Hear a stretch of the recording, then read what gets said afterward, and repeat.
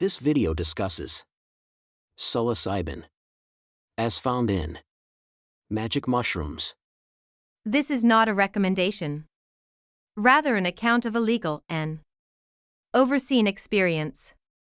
You should consult your doctor and check local laws to ensure they are healthy and legal for you.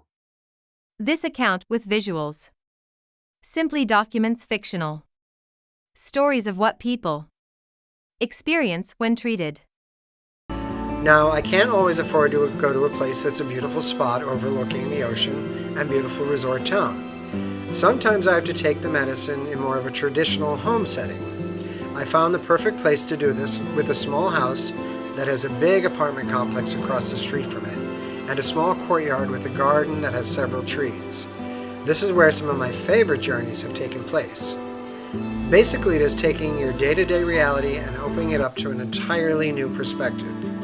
The most enchanting thing about the trips I take here is that there is a decent amount of traffic and also pedestrian traffic. I usually start my journey in the afternoon so I can enjoy a sunset and then the evening sky. A lot of times there is construction and other daily activity. I usually play my music at a reasonable level, but noticeable to neighbors, and they don't seem to take issue with the weirdness of the special type of music. I'll definitely get into that in an upcoming video. So in the setting, I have a small window into a small portion of the world where pedestrians and traffic go by me. I've seen a large woman turn into a family of 4. I've seen characters that you could not invent for a script go by. I literally will sometimes applaud because of the amazing show that happens. Also, people who I know live in one unit of the apartment building appear in another unit of the apartment building. Again, there's a certain song that I'll play at the same circumstances occur every time, and I can make what is a simple staircase of the apartment complex into a castle with a princess standing on an upper balcony.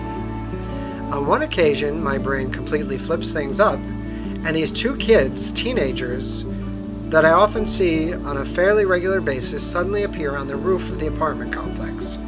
Now, that might not seem crazy to you, but there is no accessible roof to this apartment complex, and certainly not one that 2 kids can play on. I spent an entire day circling the building trying to figure out how the kids got up there, till I finally asked somebody and they said there was no roof. In this setting, I have experienced quite a number of non-player characters. I will sometimes see someone walk by and believe them to be a certain type of person, and either they will change into something else.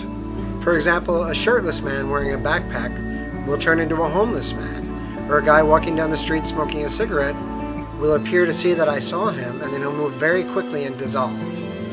I know it sounds crazy, and there is one song, and you'll hear about this when I give you my top 26 playlists, that I see almost the exact same circumstances every single time I play it. And it builds up, and it's the most exciting experience one can have by themselves.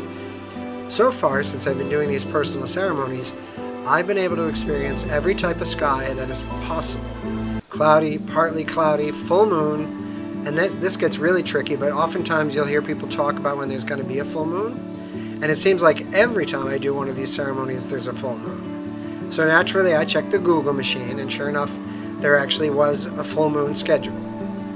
But did the Matrix update Google? I'm not into that stuff, but it just seems odd that no matter when I do the personal ceremonies, there's a full moon. I've also tried to capture it in pictures, and it never comes out. This also has occurred at the other location when I see the cruises leave. The cruise ship literally is born out of lights from the skyline, and then for a good portion of its departure, I'm trying to decide whether that is a cruise ship or whether the skyline is moving. The best one ever was when there was some sort of laser show on the cruise ship. But again, I was so doubtful as to whether that was real or not that I had to check the cruise ship schedule. And of course, it reflected that there was a cruise at that time. But let's face it, if we can make everything else up, why can't we make up what Google tells us as well? I have sat in this garden place many times, tripping, and been well aware that there were spirits with me, some that I don't know or have not yet met. They are in the plants and in the trees. Long after the medicine has worn off, listening to the medicine playlists, I can't help but still marvel at whatever we are. It's clear to me, and there is much science to support this, that we are creating what's in front of us.